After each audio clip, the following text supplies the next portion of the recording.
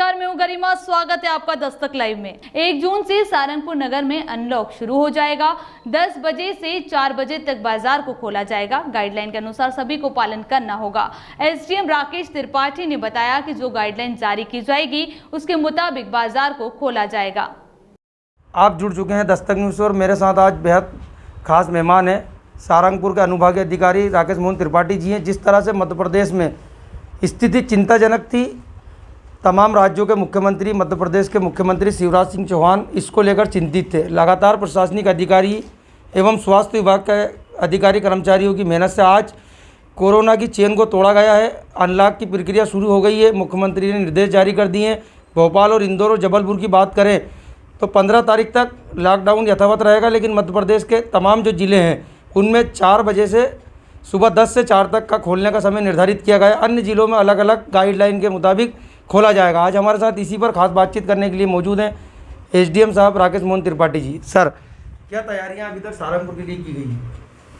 सहारनपुर के लिए कल उसकी जो ब्लॉक लेवल की क्राइसिस मैनेजमेंट कमेटी की मीटिंग थी वो मीटिंग की गई थी।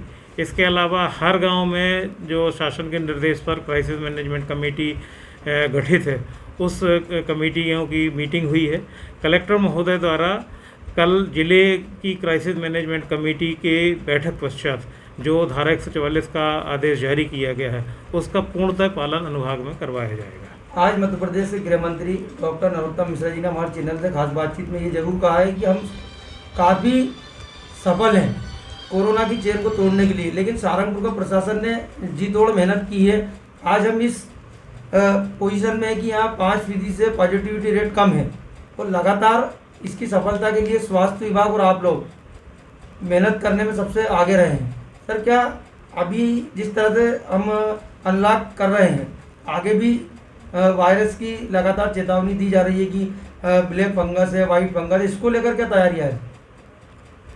प्रशासन की अपनी तरफ से पूरी तैयारी है और जो आपने यहाँ पर अनलॉक शब्द का उपयोग किया है उसमें मैं यहाँ पर रेखांकित करना चाहूँगा कि शासन की जो गाइडलाइन है उसमें यानी सशर्त अनुमतियाँ ही हैं। यानी हर प्रकार का अनलॉक इस तरह का अनलॉक नहीं है कि हर प्रकार की गतिविधि परमिसिबल है। कुछ गतिविधियाँ प्रतिबंधित श्रेणी की हैं जो शासन की गाइडलाइन में दी गई हैं। इसके अलावा जो बाज़ार खुलने का, दुकानें खुलने का समय है वो प्रातः 10 बजे से लेकर के शाम को केवल 4 बजे तक है। केवल मेडिकल दुकानें 24 आवर्स खुलेंगी। तो इस तरह से यानी सशर्त अनुमतियाँ हैं। इसके अलावा कोविड को रोकने के लिए हम लोग ने स्थानीय स्तर पर जो फैसला किया है क्राइसिस मैनेजमेंट कमेटी ने, वो ये फैसला लिया गया है कि सभी दुकानदारों से हम लोग एक वचन पत्र भरवाएंगे जिसमें उसको ये घोषित करना पड़ेगा कि उसके द्वारा कोविड की वैक्सीन लगवा ली गई है, और यदि नहीं लगवाई है उसने तो वो अगले 7 दिनों में वो और उसका जो व्यापारी लड़के उसके यहाँ काम करते हैं, व्यापारी स्टाफ, वो भी शामिल है, वो अगले 7 दिनों में लगवा लेंगे। सर, जिस तरह से आपने कहा जो गाइडलाइन है उसके मुताबिक बाजार को खोला जाएगा, तो क्या प्रशासन जितना सतर्क इस कोरोना में रहा उतना ही सतर्क इस अनलॉक जो हम कह रहे हैं उसमें भी रहेगा? बिल्कुल रहेगा। प्रशासन की ओर से 4 नाके नगर के विभिन्न स्थानों पर पहले से लगाए गए हैं। अब उनमें से चूँकि कुछ गतिविधियां परमिसिबल हो गई हैं, 3 नाकों को समाप्त करके 2 प्रमुख जगहों पर नाके लगाए जाएंगे और उसमें वहाँ पर प्रशासन की टीमें तैनात रहेंगी। सर, एक आखिरी सवाल, अब जिस तरह से जो गाइडलाइन के मुताबिक, गाइडलाइन के अनुसार अनुमतियां दी जाएंगी उस पर जनता से क्या अपील है? क्या जो जिस तरह से नियम का पालन अभी किया जा रहा था क्या उसी तरह से करना चाहिए? Mask, sanitiser. जनता से मेरी ये अपील है कि ये शासन की जो गाइडलाइन है और जिला कलेक्टर महोदय द्वारा जो आदेश जारी किया गया है ये सभी जगह प्रसारित है। धारा 144 का आदेश सभी जगह प्रसारित किया गया है। शासन के द्वारा अपनी गाइडलाइन में स्पष्ट तौर पर व्यापारी बंधुओं को यह रेखांकित किया गया है कि नो मास्क नो डिलीवरी। अगर यानी कोई व्यक्ति मास्क लगा करके नहीं आता है तो व्यापारी उसको सामान नहीं देगा। इसी प्रकार से आम जनता के लिए जो कोविड एप्रोप्रिएट बिहेवियर है उसका भी उसमें वर्णन किया गया है। तो मेरी जनता से यही अपील रहेगी कि वो पूरी तरह से शासन की गाइडलाइन का पालन करे, मास्क लगा करके रखे और बहुत आवश्यक होने पर ही घर से निकले। ये मेरी अपील है। निश्चित तो ये हमारे साथ में थे राकेश मोहन त्रिपाठी जी, और यहाँ पर लगातार उनके द्वारा जो अपील की गई है वो यही की गई है कि जो पहला से आपके द्वारा सोशल डिस्टेंसन, मास्क, सैनिटाइजर का उपयोग किया जा रहा था वो लगातार करते रहे, क्योंकि प्रशासनिक अधिकारी जो हैं तहसीलदार महोदय सौरभ वर्मा जी भी यहाँ उनके साथ मौजूद थे। इनने लगातार सारंगपुर में कोरोना से जनता को बचाने के लिए हर संभव प्रयास किए और लगातार उनके प्रयास जारी रहेंगे। कैमरा पर्सन सिंधु सोलंकी के साथ सलमान अली, दस्तक न्यूज़, सारंगपुर। सर, जिस तरह से कोरोना काल के दूसरी लहर में सारंगपुर विकासखंड की बात करें, सारंगपुर सिविल अस्पताल में आने वाले क्षेत्रों की बात करें या शाजापुर जिले से आने वाले मरीजों की बात करें, तो पॉजिटिविटी रेट 5% से नीचे है। 8 लाख शुरुआत होने वाली 1 तारीख से, तो क्या इसमें हम सफल हो पाए? बिल्कुल पूरी तरीके से हम सफल हो पाएँ। जैसे जैसे पहले पॉजिटिविटी रेट जो थी वो धीरे धीरे कम हुई है। इसके लिए प्रयास ये है कि प्रशासनिक अमला और स्वास्थ्य विभाग ने जो हर गांव को हमने कवर करा, पूरे ब्लॉक को कवर करा, जिसमें हर घर में मरीजों का जो पहचान है, उनकी जांच जो की गई, जांच के बाद दवाइयाँ उनको प्रॉपर तरीके से भेजी गई। मेरा मानना है कि विगत 7 दिनों के अंदर अगर व्यक्ति को अपनी जांच हो जाए और उसका अगर उसी टाइम पे इलाज हो जाए, तो जिसके कारण से जो पॉजिटिविटी रेट है और जो उसकी मरने की डेथ रेट है वो दोनों हमारी कम हुई है ब्लॉक की। शासन, प्रशासन, मुख्यमंत्री लगातार ये कह रहे हैं कि मध्य प्रदेश के उन जिलों को, उन क्षेत्रों को खोला जाएगा जब 5% से कम कोरोना के पेशेंट हों। क्या सारंगपुर में ये स्थिति सामान्य है? जो अनलॉक किया जा रहा है परसों से, उसको लेकर कोई चिंताजनक स्थिति तो सारंगपुर में नहीं है? नहीं, अभी वर्तमान में तो सारंगपुर में ऐसी कोई चिंताजनक स्थिति नहीं है। चूँकि देखा गया कि पूरे राजगढ़ ज़िले में सारंगपुर जो ब्लॉक है उसकी पॉजिटिविटी रेट सबसे कम है। पहले जो केस आते थे, अभी के वर्तमान में देखा गया कि कभी तो 0 केस मिलते, कभी 1 केस मिलते, और जो सैम्पलिंग हो रही है वो भी पर डे के हिसाब से 300 साढ़े 300 के ऊपर सैम्पलिंग पर डे की हमारी होती है। देखा जाए ब्लैक फंगस, वाइट फंगस और तमाम जिस तरह की बीमारियां अभी सामने हैं, आपके द्वारा क्या वो सारी तैयारियां की गई हैं? जिस तरह से पहला जोश में था, ऑक्सीजन की कमी, इंजेक्शन की कमी, बेड की कमी, लेकिन अब अगर जो ऐसी स्थिति निर्मित होती है तो क्या सारी व्यवस्थाएं पर्याप्त हैं?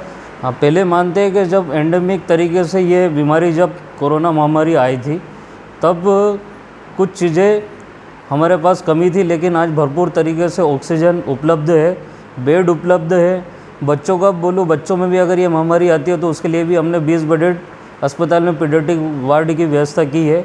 ना दवाइयों की, ना बेड की, ना ऑक्सीजन की किसी प्रकार की कमी नहीं है। अगर कुछ भी एंडेमिक ऐसा होता है तो उसके लिए हम पूरी तरीके से तैयार हैं। सर, देखा जाए वो समय कैसा था जिस समय एक महामारी ने उग्र रूप लिया था, हर रोज़ पेशेंट आ रहे थे, हर रोज़ मौतें हो रही थी, ऑक्सीजन की कमी थी, डॉक्टर्स की कमी थी, आप भी संक्रमित थे, वो समय कैसा था? जब वो समय था, वो समय बड़ा कठिन समय निकला। सारंगपुर के लोगों के लिए भी बड़ी वो चिंताजनक स्थिति थी कि वो सही प्रकार से गाइड नहीं हो पा रहे थे कि यहाँ एडमिट हो सके या राजगढ़ जाए। प्रॉपर तरीके से उनको मैनेज करने वाला कोई ऐसा व्यक्ति नहीं था, तो वो समय मेरे हिसाब से बड़ा कठिन निकला है। लेकिन मैंने मेरी तरफ से जितनी तैयारी सिविल अस्पताल को देने के लिए निश्चित भाव से की है, उसके प्रकार पूरा सारंगपुर आज कोरोना महामारी को जीतते हुआ नज़र आ रहा है। और हमारी पूरी तैयारी है कि अगर कुछ भी अभी होता है तो सिविल अस्पताल सारंगपुर में मैं पूरी तरीके से तैयार हो गए। इस महामारी के विरुद्ध लड़ाई लड़ने के लिए हम तैयार हैं। सर, देखा जाए जिस तरह से लगातार समाचार पत्रों की बात करें, सोशल मीडिया की बात करें, तो अस्पतालों में हंगामा, धरना प्रदर्शन, तोड़फोड़, कोरोना उस बीमारी के समय आई थी, लेकिन सारंगपुर में व्यवस्थाएं दुरुस्त थी।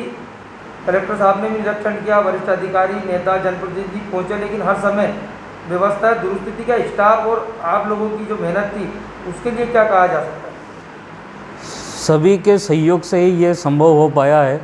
हमारा जितना प्रयास रहा हमने वो प्रयास किया, लेकिन यहाँ पे सारंगपुर में मेरे द्वारा जो देखा गया है उसमें जनप्रतिनिधि लोगों की भी बहुत सारी उसमें सहयोग रहा है। सभी ने बढ़ चढ़कर मेरे पास आकर सहयोग के लिए, जैसे दवाइयाँ वितरण हो उसके लिए भी उनने पूरी तरीके से सहयोग करा। कंसंट्रेटर दान किए गए और हर तरीके से मुझसे लोग जुड़े हुए थे कि सर अगर कुछ होता है तो आप मुझे बताएं।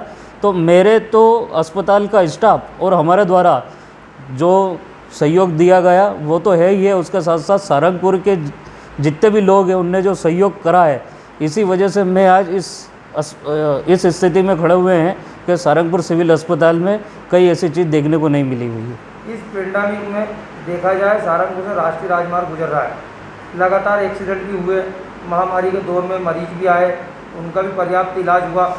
तो सर एक व्यवस्था जो बनाई गई थी वो क्या एक पहला से ही गाइडलाइन तैयार थी या आपने उसको जब महामारी आई थी उस समय डेवलप किया था? महामारी को देखते हुए ये भी था कि जो जनरल पेशेंट है, जैसे एक्सीडेंट वगैरह जो हमारे पास आते थे, उसके लिए मैंने हर एक के लिए अलग अलग व्यक्तियों को चुना, उनको उस हिसाब से डिसाइड किया, जिसमें मैंने CHO का भी सहयोग लिया, मेरे अन्य स्टाफ जो अस्पताल के उनका भी सहयोग लिया।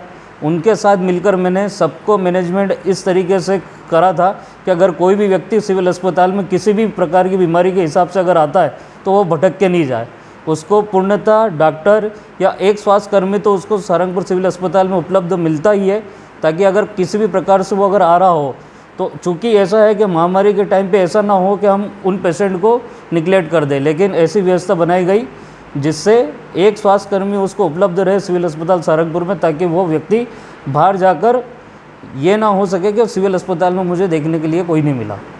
जैसे मध्य प्रदेश के मुख्यमंत्री शिवराज सिंह चौहान का जो मोटो था, जिस तरह से स्वास्थ्य सेवाएं दुरुस्त थी, उसी को मध्य प्रदेश का जो एक पॉजिटिविटी रेट कम करने का मॉडल था, उसे भारत में लागू करने के लिए प्रधानमंत्री ने कहा मध्य प्रदेश को देखते हुए सभी प्रदेशों में वैसे ही किया जाए जो मध्य प्रदेश में किया है। बिल्कुल वही जो फॉलो मध्य प्रदेश में हुआ है और वही जो हर नीचे स्तर तक जो फॉलो हुआ है, मेरा भी यही मानना है कि अगर उसी चीज़ को पूरी तरीके से फॉलो किया जाए तो पॉजिटिविटी रेट कम की जा सकती है। आखिरी सवाल, जनता को क्या संदेश, जिस तरह से बाजार खुल रहा है, लोग बाहर निकलेंगे, उन्हें क्या एहतियाती बरतनी चाहिए और किस तरह से सावधानी रखना, बाजार में जाना, और दुकानदारों के लिए क्या संदेश? दुकानदारों और जनता से मेरी यही अपील है कि चाहे लॉकडाउन खुल रहा है लेकिन अपन पुरानी चीज़ों को ना भूलें। सोशल डिस्टेंसिंग, मास्क, हाथ सैनिटाइज़र और अच्छी तरीके से साबुन से हाथ धोना, और ख़ुद में ये पॉजिटिविटी लाए कि हाँ अभी कोरोना गया नहीं है, उसको मानते हुए ही हर प्रकार की व्यवस्था को रखे। और जो दुकानदार है उनसे विशेषकर ये अपील है कि वो खुद अपनी दुकान के सामने भीड़ ना लगने दे, सोशल डिस्टेंसिंग के साथ में एक एक करके सबको सामान वितरण करें। तो इससे आगे की तरह जो ये लॉकडाउन की स्थिति खुली है, इसको हम बरकरार जन सहयोग के माध्यम से कर सकते हैं। अस्पताल की व्यवस्था सर कैसी रहेगी अब आने वाले समय? आने वाले समय में अस्पताल की व्यवस्था पूरी तरीके से ठीक है। अगर कुछ भी ऐसा होता है तो सिविल अस्पताल सारंगपुर में मेरी गारंटी है कि हर तरीके से उसको सुचारू रूप से चिकित्सक परामर्श और चिकित्सा सेवा दी जाएगी।